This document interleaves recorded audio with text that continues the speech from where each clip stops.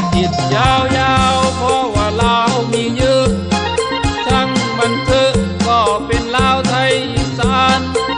ที่สร้างบ้านเมืองรุ่งเรืองเมืองขายแรงงานลาวไทยอีสานคือมดงานของไทยเศรษฐกิจรุ่งเรืองอยู่ในเมืองกทมโรงพลอยโรงทอบังจะมาขับบินมอไซค์ขายก้อยข้าวเหนียวส้มตำหรือจะเป็นช่างปูนช่างไม้จะอยู่ซอยไหนก็มีลาวไทยอีสาน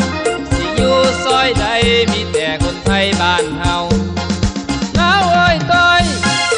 ลาวเอ้ยต้อยพวกข่อยนี่แหละหนึ่งคนดูไหมบัตรประชาชนอย่าเพิ่งบ่นว่าข่อยเป็นลาวขับรถส่งของรถมันติดยาวเลยจอดและหยิบจักข้าวอย่าว่าลาวเด้อเจ้านายข่อยดีใจจังอยู่คันหลังก็ลาวพี่น้องบ้านเฮาเอิ้นกินข้าวบ่แลงน้ำใจมีอยู่เป็นหมื่นเป็นล้านคนอีสานแรงงานบ้านไกล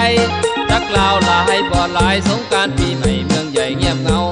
กลับบ้านปีใหม่ยามใดกรุงเทพเมืองใหญ่จะกลายเป็นเมืองล้างโอ้ยจะเป็นหลายแล้วพี่น้องบ้านเฮาให้ลำๆรวยๆถูกหวยรางวัลที่หนึ่งฮักกันแพงกันสงกรานต์ปีใหม่พอกันเด้อ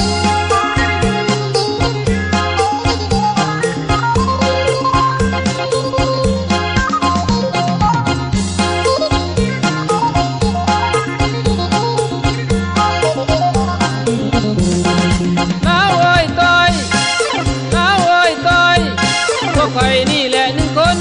ดูไหมบัตรประชาชนอย่าเพิ่งบ่นว่าข่อยเป็นลาวขับรถส่งของรถมันติดยาวเลยจอดและหยิบจักข้าวอย่าว่าลาวเด้อเจ้านายข่อยดีใจจังอยู่คันหลังก็ลาวพี่น้องบ้านเฮาเอิ้นกินข้าวบ่แลงน้ำใจมีอยู่เป็นหมื่นเป็นล้านคนอีสานแรงงานบ้านไกลจักลาวหลายบ่หลายสงกรานต์ปีใหม่เมืองใหญ่เงียบเหงากลับบ้านปีใหม่ยามใดกรุงเทพเมืองใหญ่จะกลายเป็นเมืองล้างโอ้ยจะเป็นหลายแล้วพี่น้องบ้านเฮาให้ลำๆรวยๆถูกหวยรางวัลที่หนึ่งฮักกันแพงกันสงกรานต์ปีใหม่พอกันเด้อ